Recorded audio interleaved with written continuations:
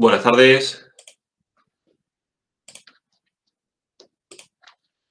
Buenas tardes, soy el profesor Antonio María Extremera de la Universidad de Granada, España. En primer lugar, espero y deseo que todos ustedes y su familia se encuentren bien de salud en estos momentos tan difíciles de pandemia que acosa todo el mundo. En segundo lugar, quisiera mostrar mi más sincero agradecimiento al comité organizador y en especial al profesor don Humberto Luis Tedeos Ignacio, amigo y hermano, que junto con la Universidad Federal de Goiás ha tenido el detalle de invitarme a participar en este magnífico evento. Espero que esta ponencia les sea de utilidad. En tercer lugar, le pido disculpas por no poder estar en esta conferencia en vivo, pues actualmente estoy haciendo un viaje de aventura por Noruega y Suecia. Concretamente, estoy cruzando varios países en Europa: España, Francia, Alemania, Dinamarca, Noruega y Suecia, aproximadamente unos 12.000 kilómetros en moto, practicando kayak, escalada, trekking, vías ferratas, alpinismo y otros deportes de aventura. Por este motivo, decidí grabar esta conferencia e intentar estar conectado online el día de mi ponencia allá donde esté, pues sinceramente no sé en qué parte del mundo estaré en este preciso momento. Además, voy a intentar hablar despacio y con buena pronunciación para que ustedes me puedan entender fácilmente. Aunque no lo crean, eso para mí ya es un buen reto.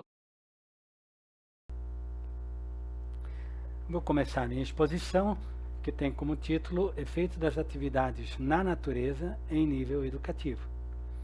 Vou tentar trazer evidências científicas sobre a influência que a natureza e o esporte praticado nela produzem nos escolares. Começo dizendo que estamos num período da história no qual as crianças podem morrer antes dos seus pais, pela primeira vez. Isso é antinatural. Os motivos podem ser vários: sobrepeso, obesidade, problemas cardiovasculares devido ao sedentarismo, problemas psicológicos derivados de depressão, de problemas mentais e até o suicídio, em função do estresse e do entorno onde se vive. Tudo que inclui estas variáveis influi determinantemente no rendimento escolar dos estudantes. Além disso, a literatura científica tem deixado clara a importante influência que existe entre o nível de atividade física e o rendimento escolar, e também o funcionamento cognitivo de forma adequada. Portanto, ao longo dessa conferência, falarei de como melhorar o nível de atividade física, de como melhorar o funcionamento cognitivo, tudo isso desenvolvido no meio natural, para ter uma influência posterior no rendimento acadêmico de nossos alunos. O que ocorre em nossas sociedades, onde vivem os nossos alunos, já se demonstrou que o ambiente artificial, com grande estimulação, pode ter um efeito negativo sobre a saúde humana, e o entorno físico urbano pode influir significativamente com prejuízo da saúde, tanto individual quanto coletiva, aumentando assim e negativamente o funcionamento psicológico, contribuindo para o aparecimento de diversas psicopatologias, como, por exemplo, a esquizofrenia. Em uma meta-análise realizada em 2010, se comprovou que as pessoas que vivem no entorno de cidades apresentam até 21% a mais de ansiedade, até 38% a mais de enfermidades mentais e até uns 39% a mais de transtornos de estado de ânimo. A gente tem que recordar que outras pesquisas recentes já destacam a questão do estado de ânimo de muitos alunos nas escolas de ensino fundamental e médio.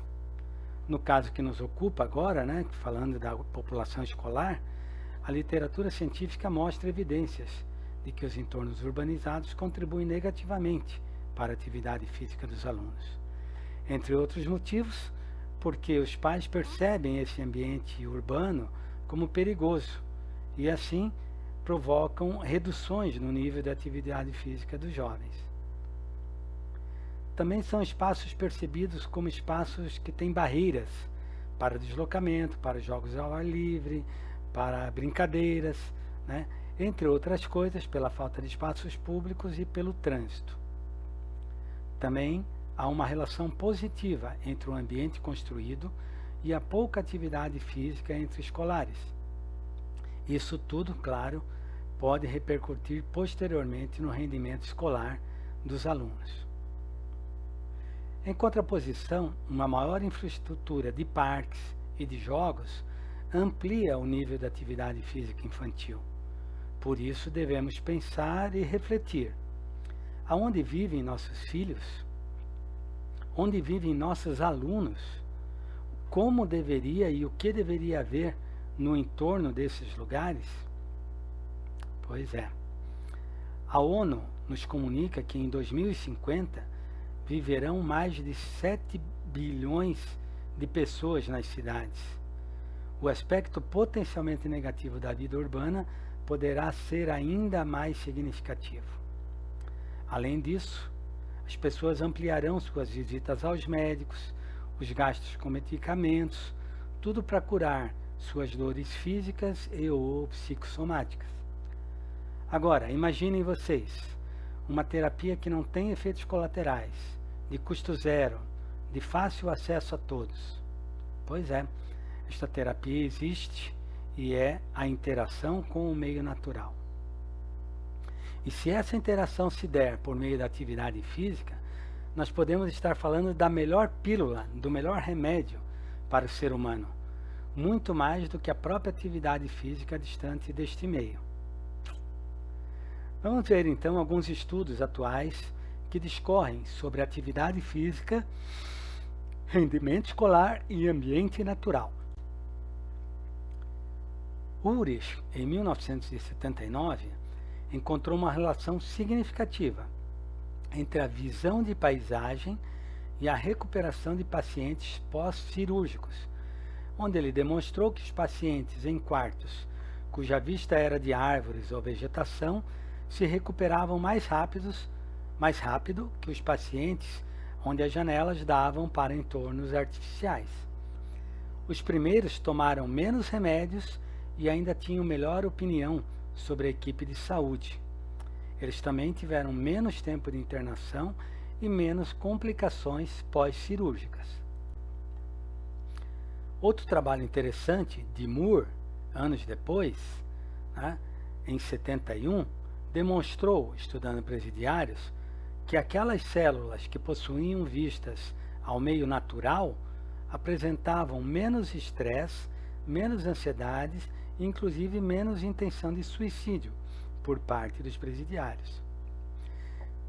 Com esses estudos, se começou a demonstrar, então, como a natureza age sobre diversos âmbitos de nossas vidas. Por sua vez, estudos que relacionam a natureza dentro dos centros escolares mostram que os níveis de atividade física aumentam quando há um pátio interno bastante amplo.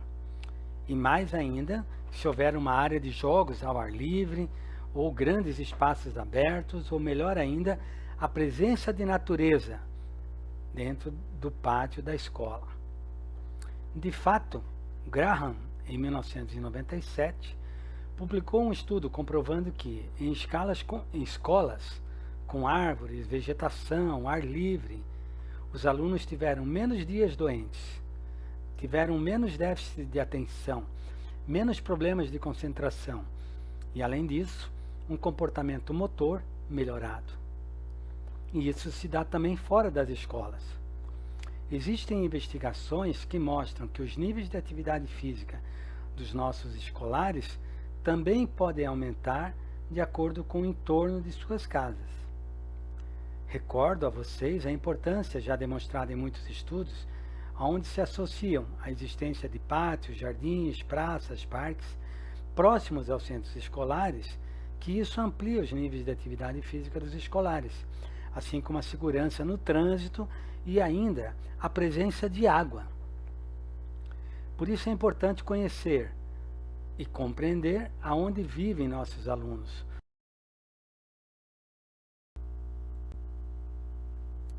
O estudo de White mostra que viver em espaços urbanos onde há ambientes naturais como é o caso da cidade onde vivo, Granada, pode levar à longevidade, a um baixo risco de enfermidades mentais, menos problemas respiratórios, menos estresse e menos riscos de doenças cardiovasculares. Além disso, os alunos apresentam uma função cognitiva melhorada, com consequente melhor rendimento escolar. Também se encontraram relações com o tamanho dos espaços naturais ao redor do lugar onde moram os alunos. Janssen, em 2017, usando acelerometria e GPS, com uma amostra de 279 sujeitos, concluiu que áreas maiores de 7 hectares estão associadas com níveis mais altos de atividade física moderada ou vigorosa, como são o caminhar, o trotar e o andar de bicicleta. Outras pesquisas apontam que a atividade física no meio natural está relacionada com a diminuição da afecção por asma, da miopia, pela diminuição do uso de equipamentos eletrônicos, e até do raquitismo, originado pela queda de vitamina D do organismo, uma vez que os escolares têm mais exposição ao sol quando praticam atividade física ao ar livre. Também se demonstram a melhoria do sistema imunológico em função da presença das fitôncidas, substâncias ou elemento químico, que são emanadas por certas plantas e árvores e que, quando inaladas pelos humanos, reforçam o sistema imunológico, inclusive com um caráter anticancerígeno. Isso também se observa nos estudos de Lee e colaboradores sobre a importância da natureza no sistema imunológico humano. Em nível acadêmico, sob esta mesma premissa, estudos de tipo correlacional revelaram que edifícios onde as janelas permitem avistar elementos da natureza em comparação com janelas que não, estão associadas com um maior rendimento atencional. Estes estudos correlacionais estão confirmados por outros experimentais, que demonstram que esta situação pode melhorar a memória, inibir impulsos negativos e contribuir para uma melhor autoestima. E isto se observou também utilizando natureza em fotos e murais. Portanto, podemos refletir: quais são as cores que devem estar nas paredes das nossas escolas? Que tipos de quadros e imagens poderiam estar expostas nas nossas salas de aula? Sobre este tema, lhes falo de um estudo quase experimental publicado na revista Psicológica Bélgica, do qual fui o autor principal, sobre um programa de educação e aventura e sua interferência em variáveis acadêmicas como satisfação escolar, autoconceito e valores sociais. Foram observados um grupo controle, com aulas de atletismo, voleibol e futebol, e outro grupo experimental, com aulas de escalada, rapel, tirolesa, entre outras. Se analisaram as variáveis em testes pré e pós. Se pôde comprovar que todas as variáveis melhoraram no grupo experimental. Se pode ver na variável satisfação escolar um bom aumento, o aborrecimento que apresentou níveis negativos, a imagem corporal que melhorou em comparação com os esportes tradicionais, a competência, onde os alunos se sentem mais competentes do que na prática de esportes tradicionais, a condição física, a força, o autoconceito, a responsabilidade e as relações sociais. Como se pode observar, todas as variáveis utilizadas melhoraram notavelmente, utilizando atividades na natureza frente aos esportes majoritários. Há muitas outras investigações que se poderiam apresentar, mas para não perder a oportunidade, queria destacar o avanço que se está logrando na neurociência em estudos do cérebro. Atualmente se estão levando a cabo análises cerebrais com ressonância magnética. Concretamente, estamos desenvolvendo na Universidade de Granada um estudo comparando o cérebro de pessoas que realizam esportes outdoor, na natureza, com pessoas que realizam esportes indoor, em entornos urbanizados. Os dados que lhes mostro estão atualmente aceitos para publicação em uma revista indexada no JCR. Este trabalho indica que as respostas do grupo outdoor mostram maior ativação no córtex meio-occipital, no córtex pré-motor, na área motora complementar, junto com a área que está relacionada com o controle e a gestão do movimento, assim como também na área da imaginação motora e mental. Houve ainda maior ativação nos processos cognitivos de alto nível, como são a tomada de decisões, a memória e a atenção, todas elas fundamentais para o trabalho acadêmico. Não encontramos nenhuma diferença significativa no contraste entre os grupos sobre elementos de água. Em estudo similar, 2018, com escolares que vivem em áreas verdes, encontraram que a exposição às zonas naturais se associam positivamente com uma maior massa cinzenta e o córtex pré-motor esquerdo, e com maior volume de massa branca na área pré-motora esquerda, entre outros achados. Sobre isso, podemos então sugerir que a pessoa que está acostumada a viver perto da natureza tem um melhor funcionamento desta área motora e, portanto, uma maior predisposição a determinadas áreas acadêmicas. Tendo em conta tudo isto, podemos asseverar que uma exposição prolongada a espaços verdes pode afetar as reações do cérebro a determinados estímulos, apresentando reações de áreas cerebrais e diferentes áreas motoras, sabendo já, pela literatura, que tudo isso afeta o desempenho acadêmico e escolar. Nesse projeto que estamos trabalhando, podemos adiantar que os grupos outdoor e indoor apresentaram diferenças significativas entre a prova de memória de curto prazo e a prova de memória de trabalho, ainda que não mostraram diferenças na prova de inteligência CABITE, o que é compreensível. Nas áreas cerebrais, se pode detalhar que as pessoas que fazem atividade física ou esportes na natureza mostraram uma associação direta entre a memória de curto prazo e o volume da face anterior esquerda. O grupo outdoor mostrou uma relação direta entre a memória de trabalho, o que é imprescindível para a carreira acadêmica e o desenvolvimento escolar, com a circunvolução frontal ou órbito frontal, junto com o sulco pré-frontal direito. Por sua vez, o grupo indoor ou urbano não mostrou nenhuma associação significativa com a memória de trabalho, pelo que se pode entender a importância que as atividades na natureza apresentam não apenas para nosso corpo físico, mas também para moldar nosso cérebro e adequá-lo a um bom rendimento escolar e acadêmico.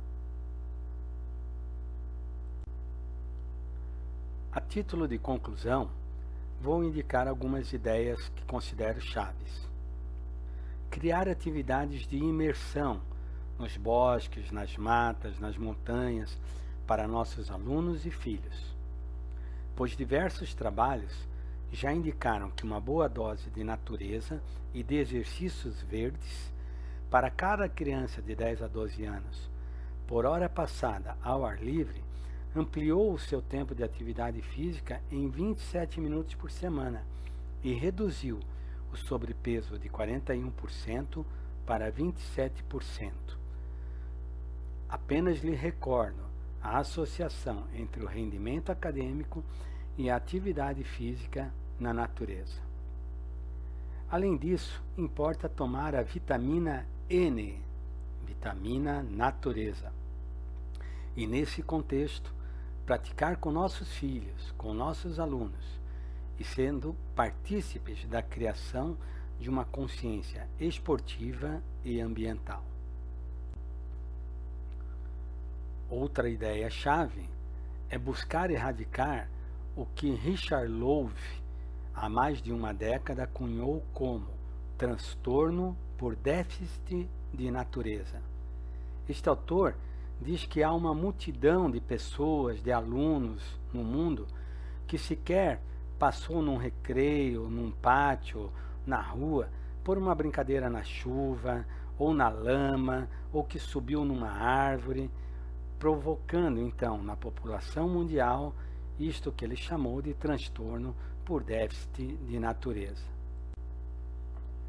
Assim, indico que devemos incluir o meio natural na vida dos escolares, de diferentes formas. Diariamente pisando na grama, subindo em árvores, semanalmente nos jardins e praças, mensalmente fazendo algum passeio um pouco mais distante e, pelo menos uma vez ao ano, uma viagem de aventura ao desconhecido. Devemos desfrutar ainda com os alunos e com os filhos, conectando-os com a natureza e desconectando-os das tecnologias. Estudos mais recentes mostram claramente que quanto mais desconectamos das tecnologias nossos escolares e filhos, mais os conectamos conosco e com o entorno. Portanto, é fundamental desconectar para poder conectar. Outra ideia-chave é não dar bola para o clima, desfrutar independente de como estejam as coisas lá fora. Aqui, o exemplo de uma escola na Islândia, onde os alunos saem das salas independentemente do que estiver acontecendo, se faz neve, se chove, se está frio.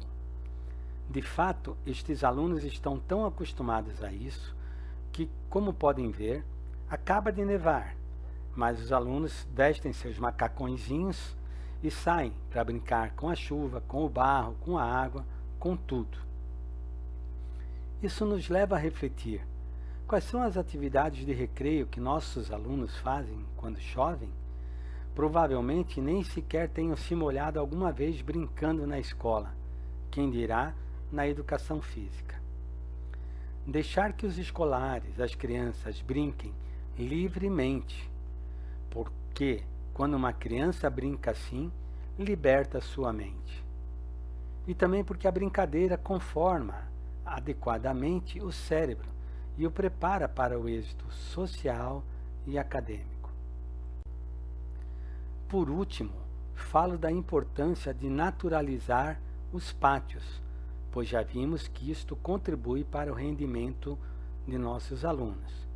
Sobre isso, sugiro conhecer os trabalhos de Pablo Caballero Blanco, que é um autor que vai se apresentar neste mesmo congresso em comunicações orais. Busquem na programação o seu trabalho. Podemos introduzir elementos de árvores, cordas, troncos, caixas de areia, elementos, peças, materiais de construção, pneus, cabanas, flores, plantas, etc. Y espero poder responderle a cualquier tipo de pregunta si me puedo conectar por internet. Muchísimas gracias.